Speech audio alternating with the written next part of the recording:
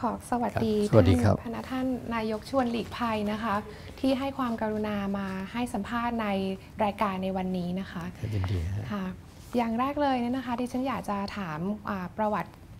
ของท่านก่อนที่จะเข้ามาสู่การเมืองนิดนึงนะคะว่าก่อนที่จะลงการเมืองครั้งแรกเลยเนี่ยท่านได้ทำงานหรือว่าทำอะไรมาก่อนแล้วก็หลังจากนั้นเนี่ยอะไรเป็นแรงบันดาลใจให้เข้าสู่ถนนทางการเมืองคะครับผมเรียนกฎหมายมานะเพราะนั้นก่อนเข้ามาสมัครผู้แทนครั้งแรกก็เป็นทนายความจนกระทั่งเมื่อมีรัฐธรรมนูญปี 2511 ออกมาแล้วก็ผมจึงได้กลับไปสมัครผู้แทนที่จังหวัดตรังซึ่งก็โชคดีอายุครบพอดีครับหลังจากที่ท่านได้เริ่มเข้าทำงานการเมืองเนี่ยค่ะได้ดูประวัติท่านเนี่ยได้เป็นรัฐมนตรีอยู่หลายกระทรวงมากเลยทีเดียวอยากจะทราบว่าในช่วงที่เป็นรัฐมนตรีเนี่ยค่ะกระทรวงไหนที่ท่านคิดว่าท่านทำงานได้ประสบความสำเร็จที่สุดแล้วก็นำมาซึ่งการพัฒนาประเทศได้มากที่สุดนะคะที่จริงทุกกระทรวงนะครับได้มีโอกาสทำงานเพียงแต่ระยะเวลาต่างกันไปเช่นอยู่ในกระทรวงยุติธรรมความจริงผมเริ่มเป็นรัฐมนตรีช่วยว่าการกระทรวงยุติธรรมเป็นรัฐมนตรีสำนักนายกช่วยงานนายกรัฐมนตรีขณะนั้นหม่อมราชวงศ์เสนีปราโมชนะครับมาเป็นรัฐมนตรีว่าการกระทรวงพาณิชย์ซึ่งตอนนั้นก็มีปัญหารัฐบาลของท่านพลเอกเปรมมีปัญหาเรื่องการทุจริตในกระทรวงพาณิชย์ก็มีการปรับแล้วผมไปเป็นรัฐมนตรีว่าการแล้วต่อมาก็มาเป็นรัฐมนตรีว่าการกระทรวงเกษตรและสหกรณ์แล้วก็มาเป็นรัฐมนตรีว่าการกระทรวงศึกษาธิการซึ่งอยู่ได้นานซึ่ง3 ปีเต็มถือว่าได้ทำงานไว้มากเช่นการแก้ไขกฎหมายการให้วิทยาลัยครูสามารถสอนวิชาอื่นได้ก็มีผลจนทุกวันนี้นะครับหรือการกำหนดนโยบายแล้วก็กระจายโอกาสทางการศึกษาได้ทำได้มากหลังจากนั้นก็มาเป็นประธานสภาผู้แทนราษฎรก่อนที่จะเลือกตั้งใหม่แล้วก็มาเป็นรัฐมนตรีว่าการกระทรวงสาธารณสุขซึ่งก็ได้ทำงานเรื่องการรักษาพยาบาลฟรีเด็กและผู้สูงอายุในขณะนั้นนะครับในสมัยที่งบประมาณยังไม่ค่อยพร้อมแต่เราเริ่มไว้ก่อนแล้วก็ต่อมาก็มาเป็นรองนายกรัฐมนตรีแล้วกลับไปเป็นรัฐมนตรีว่าการเกษตรอีกครั้งหนึ่งทั้งนี้ก็มาจากวิกฤตในแต่ละพื้นที่แล้วก็เสมือนหนึ่งเอาตัวผมไปแก้ปัญหานั้นแล้วหลังจากนั้นจึงมาเลือกตั้งปี2535เป็นนายกรัฐมนตรีในการเลือกตั้งคราวนี้ถ้าย้อนกลับมาถึงว่าสมัยที่ท่านเนี่ยเริ่มที่จะเข้ามาเป็นนายกรัฐมนตรีแล้วนะคะในครั้งแรกที่ท่านเป็นนายกรัฐมนตรีเนี่ยท่านคิดว่าการทำงานของท่านเนี่ยเรื่องใดประเด็นใดที่นำมาซึ่งการเปลี่ยนแปลงประเทศแล้วก็มีความท้าทายอย่างไรบ้างแล้วก็ประสบความสำเร็จมากน้อยแค่ไหนคะความจริงในตอนที่เป็นนายกรัฐมนตรีครั้งแรกเนี่ยเป็นหลังจากวิกฤตประชาธิปไตยในปี 2534-35 เพราะฉะนั้นคำถามผู้สื่อข่าวในขณะนั้นเกือบทุกครั้งก็คือคิดว่าทหารปฏิวัติไหมคิดว่าทหารปฏิวัติไหมเพราะฉะนั้นปัญหาที่ต้องรักษาให้ได้คือรักษาประชาธิปไตยให้มั่นคงให้ได้แล้วก็ส่งทหารกลับกรมกองให้ได้ไม่ให้ทหารก็มาใช้เงื่อนไขใดๆในการที่เป็นเหตุผลในการยึดอำนาจอีกซึ่งก็ประสบความสำเร็จด้วยดีเพราะว่ารัฐบาลขณะนั้นไม่สร้างเงื่อนไขใดๆไม่ว่าการทุจริตโกงกินหรืออะไรก็ตามก็ไม่สร้างเงื่อนไขให้เป็นเงื่อนไขหยิบยกขึ้นมาแล้วก็ไม่เข้าไปแทรกแซงฝ่ายทหารเกินความจำเป็นหมายถึงว่าในกรณีที่เห็นว่าควรจะเป็นไปตามระบบราชการของฝ่ายทหารก็ให้เขาทำไปได้ส่วนใดที่เห็นว่าเราควรจะเข้าไปเกี่ยวข้องก็เข้าไปทำในสิ่งที่มีเหตุมีผลและผมก็บอกทหารก็ตรงๆว่าผมเป็นนักการเมืองผมมาแล้วผมก็ไปกองทัพต้องอยู่ตลอดเพราะนั้นสิ่งที่อยากทำคือทำให้ทหารอยู่ในกรมกองมีระเบียบวินัยและไม่เป็นเครื่องมือในการเวียนเทียนโกงเลือกตั้งซึ่งเป็นข้อหาที่มีอยู่ในสมัยนั้นนะครับรัฐบาลผมจะไม่ใช้ทหารเป็นเครื่องมือในการทุจริตเพื่อเป็นประโยชน์ในการเลือกตั้งอันนี้ผมประกาศกับเขาชัดเจนตลอดมาเพราะฉะนั้นในช่วงเวลาอยู่ขณะนั้นปัญหาทหารก็ไม่มีปัญหาครับถึงแม้ว่าจะมีข้อกังวลจากผู้สื่อข่าวอยู่ตลอดเวลาก็ตามคือนโยบายหลักต้องไม่เสียหายไปด้วยมันก็ได้ใช้ช่วงเวลาดังกล่าวนั้นแก้ปัญหาเฉพาะหน้าเป็นส่วนหนึ่งแต่งานหลักต้องทำคืองานนโยบายนั้นผมเรียนได้ว่าตอบคำถามนี้ก็คืองานหลักที่เป็นนโยบายได้ทำไว้เกือบหมดเช่น งานนโยบายการกระจายความเจริญไปสู่ภูมิภาคและท้องถิ่นด้วย3ตัวกระจายรายได้กระจายโอกาสกระจายอำนาจได้ทำทั้งหมดครับแล้วก็การทำงานในนโยบายเหล่านั้นก็มีผลอยู่จนทุกวันนี้เช่นการพัฒนาทรัพยากรคนซึ่งผมถือเป็นหัวใจของการพัฒนาประเทศสำหรับประเทศไทยเพราะฉะนั้นเรื่องการศึกษาก็จะเป็นเรื่องสำคัญมากเด็กเยาวชนไทยเริ่มได้กินนมเมื่อตอนผมเป็นนายกครั้งแรกสมัยนั้นเริ่มใหม่ๆเนี่ยก็เรียกกินนมในชวนเด็กอนุบาล1อนุบาล2อนุบาล3ป1ป2ป3ป4ได้ดื่มนมสดทุกคนซึ่งขณะนั้นถือเป็นเรื่องสำคัญในสายตาเราแต่หลายคนก็เตือนว่าไม่ได้ประโยชน์ในทางการเมืองเพราะเด็กเหล่านี้ไม่มีสิทธิเลือกตั้งแต่เราก็บอกว่าเด็กเหล่านี้จะเป็นเยาวชนเป็นกำลังสำคัญในอนาคตสรีระสมองเขาต้องดีกว่าคนรุ่นพวกเราเพราะฉะนั้นนโยบายกินนมก็สมประมาณก็ยอมจ่ายเงินให้ก้อนหนึ่งและซื้อนมให้เด็กได้กินฟรีซึ่งก็ถือเป็นการเปลี่ยนแปลงครั้งสำคัญสำหรับการพัฒนาทรัพยากรมนุษย์แล้วผมก็ได้ขอมติที่ประชุมคณะรัฐมนตรีขยายมหาวิทยาลัยเพิ่มขึ้นอีก11จังหวัดซึ่งเดิมก็มีพื้นฐานอยู่แล้วเช่นสอนอยู่บ้างแล้วแต่ว่าได้ขอมติครม.เพื่อตั้งเป็นวิทยาเขตเลยการจะตั้งมหาวิทยาลัยใหม่นั้นต้องใช้เงินมากเพราะนั้นไม่พร้อมวิธีเดียวในขณะนั้นก็คือตั้งเป็นวิทยาเขตจึงมี11จังหวัดทั่วประเทศไทยได้ตั้งเป็นวิทยาเขตขณะนี้เป็นมหาวิทยาลัยสมบูรณ์ไป1แห่งแล้วคือมหาวิทยาลัยพะเยานอกนั้นก็ยังเป็นวิทยาเขตที่เข้มแข็งมากนะทั้งอีสานเหนือและใต้ทุกจังหวัดแต่ว่าถึงแม้ว่าเราจะมีสถาบันการศึกษาไปอยู่ในพื้นที่แล้วก็ตามแต่ว่าฐานะคนที่จนก็ไม่สามารถเรียนได้จึงได้เกิดความคิดตั้งกองทุนกู้ยืมขึ้นมาเพราะนั้นกองทุนกู้ยืมก็ได้เกิดขึ้นเมื่อมติปี2538ครับปัจจุบันนี้กองทุนกู้ยืมได้ตั้งมาแล้วประมาณ20ปีเด็กรุ่นนี้ได้กู้ยืมเรียนนับเป็นจำนวน 2-3 ล้านคนที่ได้ประโยชน์แล้วหลังจากที่ท่านได้กลับมาเป็นนายกรัฐมนตรีครั้งในครั้งที่2นะคะช่วงนั้นเนี่ยมันเป็นช่วงหลังวิกฤตนะคะซึ่งรัฐบาลของท่านน่าจะได้เผชิญอะไรมากมายเลยตอนนั้นเนี่ยท่านได้ปฏิบัตินโยบายยังไงบ้างแล้วก็มีการแก้ไขปัญหาประเทศเป็นอย่างไรบ้างคะก็เป็นความจริงนะว่าเมื่อหลังจากผมยุบสภาแล้วเนี่ยมีการเลือกตั้งใหม่พรรคประชาธิปัตย์ก็แพ้พรรคชาติไทยท่านมานานมาเป็นนายกนะแต่ท่านก็เป็นได้เกือบปีนะก็รัฐบาลก็ล้มไปในที่สุดเลือกตั้งใหม่ผมก็หวังอย่างยิ่งว่าจะกลับมาเป็นนายกก็ได้ประกาศชัดเจนว่าถ้าชนะก็จะกลับมาเป็นนายกทำงานต่อแต่ว่าถ้าแพ้ก็จะให้พรรคที่ได้ที่1ก็ได้ตั้งรัฐบาลก็ปรากฏว่าแพ้2เสียงนะครับยังไงก็ตามเมื่อได้พูดไปแล้วก็ถือว่าคำพูดสำคัญกว่าเพราะฉะนั้นขณะนั้นความจริงสามารถตั้งรัฐบาลได้เพราะมีเสียงมากกว่าที่คอยสนับสนุนอยู่แต่ว่าผมคิดว่าคำพูดสำคัญกว่าเป็นนายกก็เลยไปเป็นผู้นำฝ่ายค้านท่านพลเอกชวลิตก็มาเป็นนายกรัฐมนตรีแต่ว่าอยู่ได้ไม่ถึงปีเกิดวิกฤตต้มยำกุ้งในที่สุดรัฐบาลก็ลาออกเสียงส่วนใหญ่ก็หนุนพรรคที่2ขึ้นมาเป็นรัฐบาลผมก็ได้เป็นนายกรัฐมนตรีครั้งที่2อยู่ประมาณ3ปีครับ3ปีกว่าเพราะฉะนั้นในช่วงเวลาดังกล่าวนั้นเองก็มีโอกาสได้ทำนโยบายที่ค้างอยู่แต่เรามีคณะทำงานที่วันนั้นก็เรียกว่าทีมในฝันดรีมทีมกันนะคือออกมาคนที่เข้ามาทำงานก็เป็นคนมีศักยภาพคือก่อนเข้ามาเนี่ยเขาบอกว่าประเทศไทยเหมือนคนไข้ตายแน่นอนแล้วเราก็สามารถทำให้คนไข้เนี่ยไม่ตายแล้วในสุดก็ค่อยๆฟื้นกลับมาโดยลำดับเศรษฐกิจทุกวันนี้ผมคิดว่าหลายเรื่องที่มีความเข้มแข็งก็มาจากพื้นฐานที่ทำไว้ในขณะนั้นนะครับแต่ว่าปัญหาที่ต้องแก้เฉพาะหน้านั้นที่หนักๆเช่นเงินรายได้รัฐลดน้อยลงไปพันธะที่ต้องซื้อบางสิ่งบางอย่างต้องจ่ายงบประมาณบางเรื่อง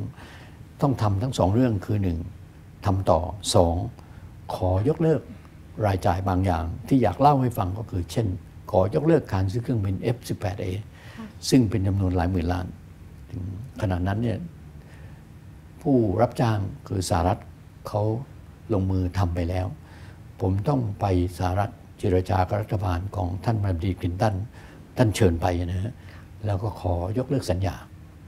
ยกเลิกสัญญาเขาก็อนุมัติให้เป็นพิเศษโดยก็ถือว่าขอถือเป็นกรณีแรกและกรณีสุดท้ายไม่ให้ประเทศอื่นทำอย่างนี้อีกก็ยกเลิกสัญญาการซื้อเค เครื่องบิน F-18A โดยเขาซื้อไว้เองครับเพราะว่าบริษัทเขาทำไปแล้ว ในสุดเราก็ขอว่าอย่าคิดค่าปรับเขาก็ยกเลิกค่าปรับที่ผมนึกขำในใจอยู่ก็คือว่าผมเข้าไปคุยกับรัฐมนตรีกลาโหมในฐานะรัฐมนตรีกลาโหมด้วยผมก็ทำตัวอย่างนั้นคือบัดนี้ผมจะขอมาจำคืน ในที่สุดก็ขอมาจำคืนครับและสุดท่านรัฐมนตรีกลาโหมท่านก็ไปเจรจากับรัฐบาลสหรัฐให้ในสุดก็คืนหมดแต่ว่าคืนเป็นยุทโธปกรณ์ตอนนั้นเนี่ยอันนี้คือปัญหาเล่าให้ฟังว่าเป็นเรื่องที่คนไม่ค่อยรู้ครับว่าทำงานกันด้วยความยากลำบากแต่ว่าคุ้มค่าแล้วก็วันนั้นเนี่ยเราเกิดวิกฤตเนี่ยสหรัฐบางทีเขาก็ได้ให้ความช่วยเหลือเช่นนักเรียนไทยเขาให้มหาวิทยาลัยทั้งหลายเนี่ยปรับอัตราค่าเล่าเรียนอะไรทั้งหลายเนี่ยให้ลดลงเท่ากับคนของเขาและอนุญาตให้ทำงานได้ตอนนั้นเนี่ยค่าเงินบาทมันเปลี่ยนเพราะนั้นพ่อแม่ที่ส่งลูกสมมติเคยส่งเหรียญละ25 บาทเนี่ยต้องส่งเหรียญละ40 กว่าบาทเกือบ50 บาทเพราะนั้นเป็นภาระมีปัญหามากผลวิกฤตในวันนั้นผมได้มีโอกาสไปชี้แจงในที่ประชุมที่สวิตเซอร์แลนด์ด้วยแล้วก็ได้พูดให้เขาฟังว่าประเทศไทยไม่ตำหนิใครและเราถือเป็นความอ่อนแอของเราที่เราจะต้องกลับมาแก้ไขเพื่อให้ความเข้มแข็งเกิดขึ้นในประเทศไทยไม่ให้เหตุการณ์เช่นนี้เกิดขึ้นอีกในอนาคตโดยยึดหลักความซื่อสัตย์สุจริตหลักความมีเหตุผลหลักความถูกต้องตามกฎหมายและผมคิดว่าหลักอันนี้ที่ทำให้รัฐบาลสามารถทำงานไปได้ด้วยดีซึ่งต่อมาภายหลังหลักอันนี้ก็คือส่วนหนึ่งของหลักธรรมาภิบาลซึ่งคนเขาไม่เคยรู้ครับว่าหลักธรรมาภิบาลนั้นได้เป็นมติคณะรัฐมนตรีออกมาในปี 2542 ผมเป็นผู้ลงนามให้ส่วนราชการและภาคเอกชนยึดหลักธรรมาภิบาลในการบริหารงานเพื่อไม่ให้เกิดวิกฤตขึ้นใน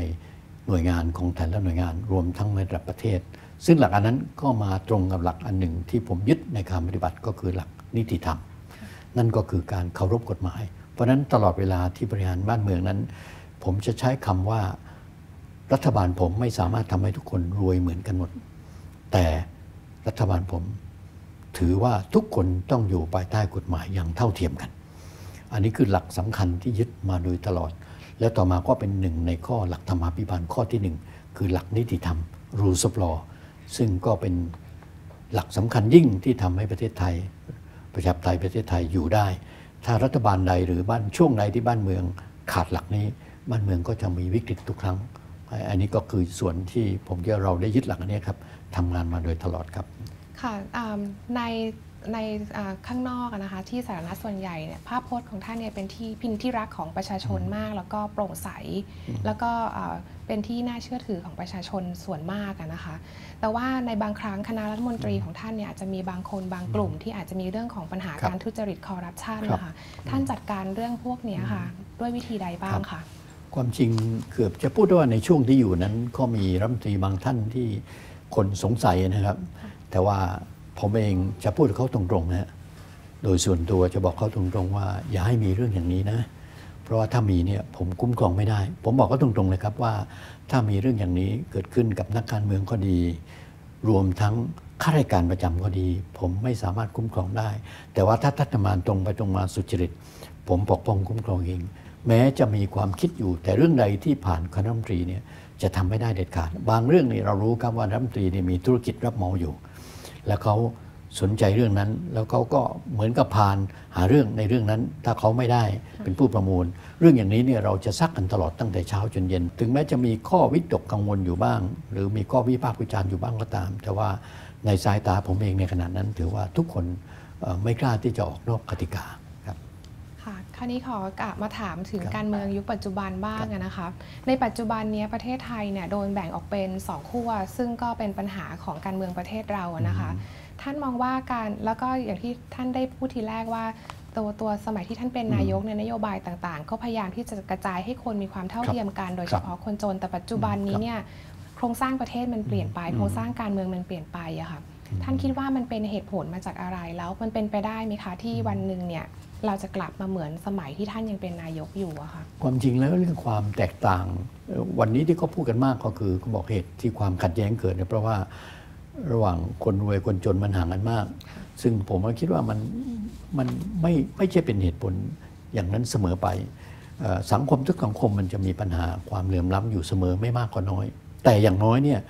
คนที่จนกว่าต้องได้รับความเป็นธรรมเท่าเทียมกันคนรวยปฏิบัติละเมิดกฎหมายต้องมีโทษเหมือนกับคนจนละเมิดกฎหมายผมถึงประกาศทุกครั้งเวลาใครพูดเรื่องต่างๆผมบอกอย่างน้อยที่สุดผมจะขอให้ทุกคนอยู่ภายใต้กฎหมายเท่าเทียมกันเพราะนั้นเมื่อครม.ของผมบางคนถูกปปช.หรือกกต.พิจารณาเห็นว่ามีปัญหาเช่นแสดงบัญชีทรัพย์สินไม่ถูกต้องหน้าที่รัฐบาลก็คือปฏิบัติตามกฎหมายไม่มีการไปวิ่งเต้นช่วยกันไม่มีการไปซ้ำเติมแต่บอกว่าต้องอยู่ภายใต้กฎหมายถ้าเห็นว่าผิดเขาต้องว่าไปตามผิดถ้าเขาไม่ผิดให้เขามีสิทธิ์ต่อสู้อันนี้คือสิ่งสำคัญหรือเวลารัฐมนตรีผมถูกการวิพากษ์วิจารณ์แล้วก็ถูกสอบผมก็จะบอกข้าราชการว่าขอให้การไปตามความเป็นจริงนะมันก็มีรัฐมนตรีคนหนึ่งถูกสอบเกี่ยวกับเรื่องยาซึ่งความจริงแล้วข้าราชการเนี่ยเขาก็กังวลว่าเขาควรจะทำอย่างไรผมเองเป็นคนบอกเขาว่าให้การทำความเป็นจริงอย่าไปซ้ำอย่าไปปรักปรำแล้วก็อย่าไปปิดเบือนถ้าเป็นเรื่องไม่ถูกต้องก็ให้ไปตามความเป็นจริงอันนี้คือสิ่งที่ปฏิบัติตลอดมาและผมคิดว่าสิ่งนี้คือสิ่งที่มีค่ายิ่งสำหรับบ้านเมืองในระบบประชาธิปไตยความจริงแล้วในช่วงที่ทำงานเหล่านั้นเนี่ยเนื่องจากเป็นรัฐบาลผสมก็ไม่ง่ายนักที่เราจะทำให้ทุกคนปฏิบัติไปในเดียวกันแต่ว่าการทำอะไรตรงไปตรงมาไม่อ้อมค้อมแล้วก็ไม่เลือกปฏิบัติแล้วก็มีความยุติธรรมกับเขาทำให้ได้รับความร่วมมือได้ดีคนที่คิดอะไรในทางที่ไม่ชอบเขาไม่ค่อยกล้าทำเพราะรู้ว่าเราจริงเช่นเมื่อมีพรรคการเมืองละเมิดข้อตกลงผมก็ขอให้เขาออกเลยผมก็ขอให้เขาออกเลยแล้วก็บอกเขาตรงๆว่าเมื่อท่านฝืนกติกาท่านก็ต้องออกไปขอเป็นที่รู้เข้าใจว่าผมก็จะเป็นคนที่เอาจริงในเรื่องการปฏิบัติตามคำมั่นสัญญาถึงผมคิดว่านักการเมืองในระบอบประชาธิปไตยก็ต้องมีสิ่งนี้เป็นหลักสำคัญที่สุดอันหนึ่งครับในการทำงานส่วนรวมเพราะว่าเรามาจากประชาชนเพราะนั้นการทำงานโดยตระหนักถึงประโยชน์ของประชาชนก็ต้องมีหลักครับท่านอยู่ในการเมืองมาเป็นระยะเวลานานมากอะค่ะท่านน่าจะได้เห็นวิวัฒนาการของระบบพรรคการเมืองแล้วก็การเมืองไทยปัจจุบันนี้ค่ะท่านคิดว่าอะไรเป็นปัจจัยที่ทำให้ระบบการเมืองไทยเนี่ยเปลี่ยนแปลงไปอย่างมากแล้วการปัจจัยดังกล่าวเนี่ยมันส่งผลต่อการเกิดการแยกกันระหว่างคนรวยคนจนหรือความไม่เท่าเทียมกันดังกล่าวหรือเปล่าคะเรามีการเปลี่ยนแปลงรัฐบาลจากการยึดอำนาจทหารในอดีตแต่ว่าต่อมาภายหลังในผมคิดว่าทหารก็มีวุฒิภาวะแล้วเขาก็เห็นว่า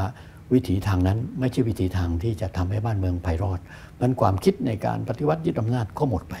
แต่ว่าช่วงหลังในผมคิดว่าทหารเขาก็เป็นผู้ใหญ่เขารู้ว่าบ้านเมืองต้องเป็นประชาธิปไตยเหตุผลในการยึดอำนาจก็ไม่มีแต่ต่อมาทำหลังทำไมถึงมีก็ต้องเรียนว่าการเมืองได้เปลี่ยนไปในทางลบเมื่อเกิดปรากฏการณ์ที่นึกไม่ถึงเรานึกว่าประชาธิปไตยมันถึงจุดที่บัดนี้ทหารไม่มาแทรกแซงแล้วนึกว่าจะไปได้โลดแล้วนะครับแต่ในที่สุดก็มีการเมืองระบบธุรกิจการเมืองเกิดขึ้นเมื่อประมาณ15 ปีที่ผ่านมานั่นคือการใช้เงินซื้อทุกอย่างซื้อเสียงซื้อนักการเมืองไม่ต้องไปเริ่มต้นสร้างพรรคการเมืองซื้อเหมาพรรคการเมืองต่างมารวมเป็นกลุ่มเดียวกันเรียกว่าโตทันทีก็เหมือนกับซื้อร้านค้าก็มาอยู่เป็นร้านเดียวกันใหญ่โตทันทีโดยไม่ต้องไปเริ่มต้นหาลูกค้าที่อื่นอันนี้ก็คือการเปลี่ยนแปลงที่สำคัญมากและสุดพอธุรกิจการเมืองเข้ามาปั๊บทุกอย่างก็กลายเป็นธุรกิจนั่นก็คือข้าราชการก็เหมือนกับทำธุรกิจคุณให้ผลประโยชน์ไหมถ้าคุณให้ประโยชน์คุณก็ขึ้นมาเป็นอธิบดีมาเป็นปลัดกระทรวงถึงได้เกิดเรื่องที่ปลัดกระทรวงมันเป็นส่วนหนึ่งที่ชี้เห็นว่าเมื่อธุรกิจการเมืองเข้ามาเกี่ยวข้องนั้นองค์กรต่างๆในประเทศไทยผิดเพี้ยนไม่หมดองค์กรอิสระถูกแทรกแซงสื่อมวลชนถูกซื้อไปเกือบหมดเกือบจะพูดได้ว่าไม่มีกลไกใดที่สามารถปฏิบัติหน้าที่ตามการลองประชาธิปไตยได้ต่อไปอย่างมั่นคงอีกแล้วจึงได้เกิดวิกฤตทางการเมืองขึ้นมาและสุดก็เป็นที่มาของการเปลี่ยนแปลงไปในทางลบของการเมืองไทยอย่างที่เราได้เห็นอยู่ผู้มาจากเลือกตั้งนั้นไม่ได้มาโดยชอบเสื้อมาโกงมาและเมื่อมาเป็นแล้วก็ไม่ปฏิบัติตามหลักประชาธิปไตยคือใช้วิธีการนอกกฎหมายอย่างที่เราเห็นในภาคใต้ทั้งหมดนั้นในหลวงเราเนี่ยทรงแก้มา40 กว่าปี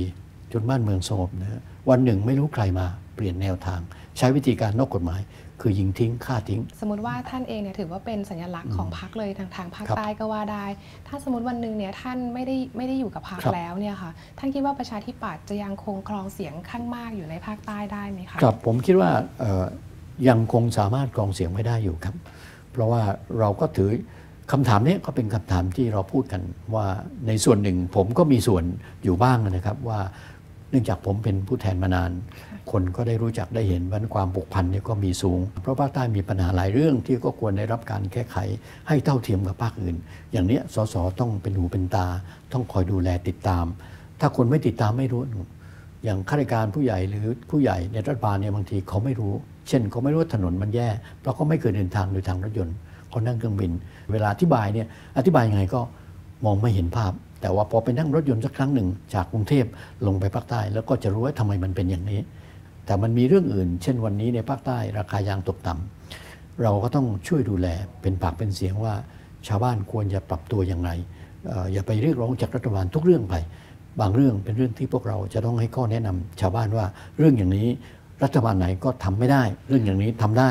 อย่าไปสร้างความหวังประชาชนเกินความเป็นจริงผมก็ทำแม้กระทั่งผมไม่ได้เป็นผู้แทนในเขตแล้วแต่ผมก็ยังทำตลอดเวลาเช่นไปดูชาวบ้านไปแนะนำอาชีพไปติดต่อราชการให้เอาผลไม้ผักปลาไปให้เขาปลูกระยะสั้นเพื่อรายได้เพิ่มขึ้นอย่าให้เขารอถ้าเขารอให้ยางขึ้น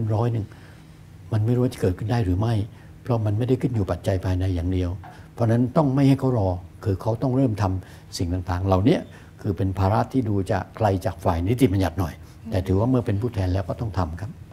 ขอคำถามสุดท้ายนะคะท่านว่าปัจจุบันนี้ประเทศไทยมีปัญหาทางการเมืองค่อนข้างเยอะมากในความคิดเห็นของท่านเนี่ยประเทศไทยต้องการผู้นำลักษณะไหนที่จะนำมาสู่ความปรองดองแล้วก็ประชาธิปไตยที่เข้มแข็งต่อไปของประเทศนะคะผมเรียนอย่างนี้นะครับว่าในฐานะผมเป็นนักประชาธิปไตยแล้วก็ผมมาจากเลือกตั้งเนี่ยผมก็มองไม่เห็นอะไรที่เหนือไปกว่านักการเมืองที่ต้องมาจากการเลือกตั้งและผมคิดว่าระบบพรรคการเมืองในประเทศไทยที่เข้มแข็งเขาจะกรองคนเข้ามาได้ปกติแล้วนักการเมืองที่มาจากพรรคการเมืองที่แท้จริงนั้นไม่สามารถขึ้นมาได้เพราะความมีเงินอย่างเดียวแต่พรรคการเมืองเขาจะกรองว่าคนนั้นมีคุณสมบัติอื่นไหมเช่นมีความซื่อสัตย์สุจริตไหมมีความสามารถไหมสามารถปกครองได้ไหมมันจะเป็นเงื่อนไขเพราะฉะนั้นถ้าจะยกตัวอย่างพรรคประชาธิปัตย์ก็ผมก็ใช้เวลา22 ปีเพื่อพิสูจน์ว่าผมเป็นผู้นำได้ไม่ใช่จู่ๆขึ้นมาอยู่เพียงไม่กี่วันขึ้นมาทำไม่ได้ในระบบพรรคการเมืองที่แท้จริง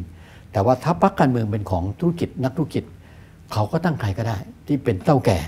คนไหนมีเงินคนนั้นก็มายึดครองแล้วก็เป็นคนจ่ายเงินให้พรรคเป็นคนจ่ายเงินให้ลูกพรรคอย่างนี้ก็ไม่ถือว่าพรรคการเมืองในความหมายของพรรคการเมืองนะครับเพราะฉะนั้นผมคิดว่าผู้นำที่จะมาดูแลบ้านเมืองในอนาคตก็คือที่มาจากพรรคการเมืองที่มีความพร้อมเขาจะเลือกคนที่ดีที่สุดของเขาขึ้นมาเองไม่มีพรรคการเมืองไหนไม่อยากเลือกคนดีที่สุดเพราะเขาต้องแข่งขันนั่นคือสิ่งที่เป็นคุณสมบัติสำคัญแต่อย่างไรก็ตามก็แต่ละคนก็อาจจะมีความคิดดุลพินิจในการทำงานเพราะฉะนั้นผมคิดว่าการไปฝากความหวังกับคุณสมบัติส่วนตัวอย่างเดียวก็ไม่พอประเทศก็ต้องมีหลักในการปกครองบางเรื่องเนี่ยมันอยู่เกินกว่านโยบายที่เราได้คิดไว้ตอนต้นเช่นมันมีปัญหาเฉพาะหน้าเกิดขึ้นผู้นำทางการเมืองก็ต้องมีความคิดตัดสินใจที่สามารถทำให้เป็นประโยชน์ต่อชาติบ้านเมืองและต่อส่วนรวมการตัดสินใจในระหว่างเป็นนายกรัฐมนตรีในการส่งทหารไปทิมอร์ตะวันออกผมคิดว่าเป็นการตัดสินใจครั้งสำคัญที่สุดครั้งหนึ่งของประเทศไทยนะไม่ใช่ของตัวผมหรือของพรรคประชาธิปัตย์เพราะว่าในขณะนั้นเนี่ยเหตุการณ์ที่เกิดขึ้นในทิมอร์ตะวันออกนั้นเลขาธิการสหประชาชาติได้ขอโทรศัพท์มาถึงผมเลยนะฮะว่าขอให้ประเทศไทยช่วยแต่ว่าการตัดสินใจส่งไปนั้นมันต้องไม่ใช่ตัดสินใจเพราะคำขอต้องตัดสินใจด้วยเหตุผลสำคัญผมก็ตัดสินใจเรื่องนี้ว่าประเทศไทยควรจะมีบทบาทต่อการทำประโยชน์ให้กับองค์กรของโลกพูดง่ายๆควรมีบทบาททำประโยชน์ให้กับโลกนี้ด้วยนอกจากประโยชน์ของประเทศตัวเองประโยชน์ที่ทำนั้นต้องเป็นที่ยอมรับแล้วก็ดูให้รอบคอบว่าประโยชน์ที่ทำนั้นเนี่ยมันมีผลร้ายต่อประเทศเราไหมการตัดสินใจหลายเรื่องเหล่านี้เป็นเรื่องที่มาคิดเมื่อเลขาธิการสหประชาชาติได้ขอมาผมก็ตัดสินใจ ส่งทหารไทยไปทิมอร์ท่ามกลางความไม่เห็นด้วยของทหารบางกลุ่มและฝ่ายค้านในขณะนั้นแต่ผมคิดว่าอันนี้คือบันทึกสำคัญที่จะทำให้ประเทศไทยได้รับการยอมรับว่าเป็นประเทศหนึ่งที่ได้มีส่วนร่วมในการแก้ปัญหาของโลกสร้างสันติขึ้นมาในโลกแต่ว่าเวลาทำงานเรื่องนี้ในทางปฏิบัติจริงๆนั้นเราคิดรอบคอบมากเช่นเมื่อตัดสินใจแล้วเนี่ยเราคิดว่าเจ้าของประเทศเขาเห็นด้วยไหมคืออินโดนีเซียผมก็ต้องพบรัฐมนตรีอาบีบีแล้วก็ขอความเห็นชอบท่านเห็นด้วยท่านขออย่างเดียวอย่าส่งออสเตรเลียมาตอนนั้นก็ขัดแย้งกันมากในที่สุดผมก็กลับมาทบทวนว่าเรามีเงินพอเหลือที่ส่งไปปรากฏว่าค่าใช้จ่ายทั้งหมดเราไม่ต้องออกเลยสหประชาชาติออกทั้งหมดแต่เบื้องต้นสหประชาชาติยังไม่ออกญี่ปุ่นออกให้ก่อนสุดท้ายหรือสำคัญมากอันดับแรกเช่นเดียวกันก็คือเสี่ยงว่าทหารเราจะเสียชีวิตไหมเมื่อดูโดยรอบคอบแล้วความเสี่ยงที่จะสูญเสียมีน้อยมากจึงตัดสินใจส่งไปแล้วในที่สุดในนี้ครับ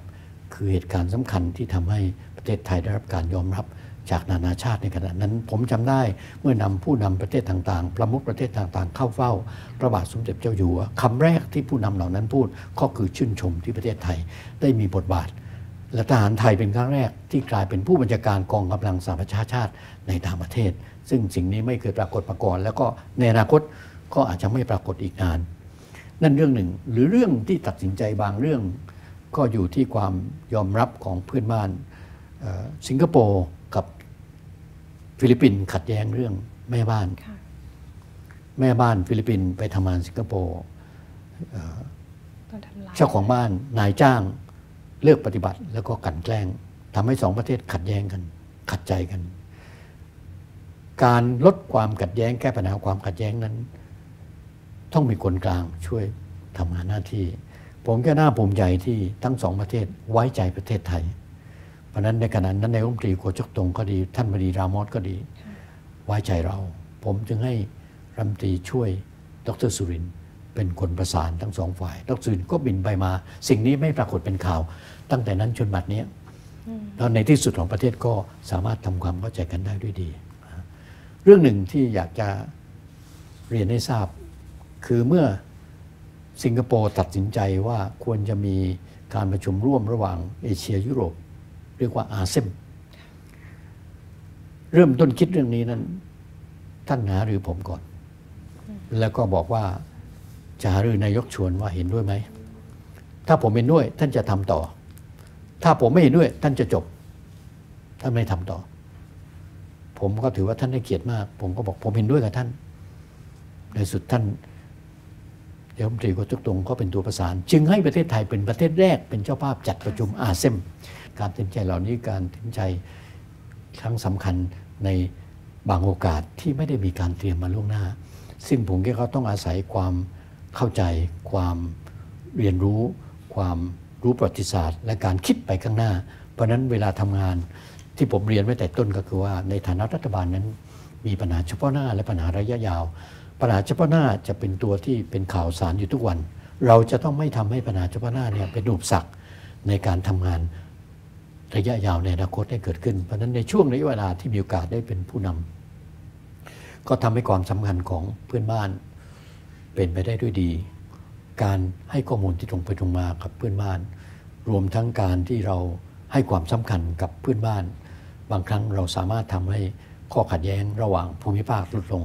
และเกิดความร่วมมือมากขึ้นค่ะก็สำหรับวันนี้ก็ขอบพระคุณท่านนายกชวนมากนะคะที่ให้เกียรติทางรายการมาอัดรายการในวันนี้นะคะขอบคุณมากค่ะ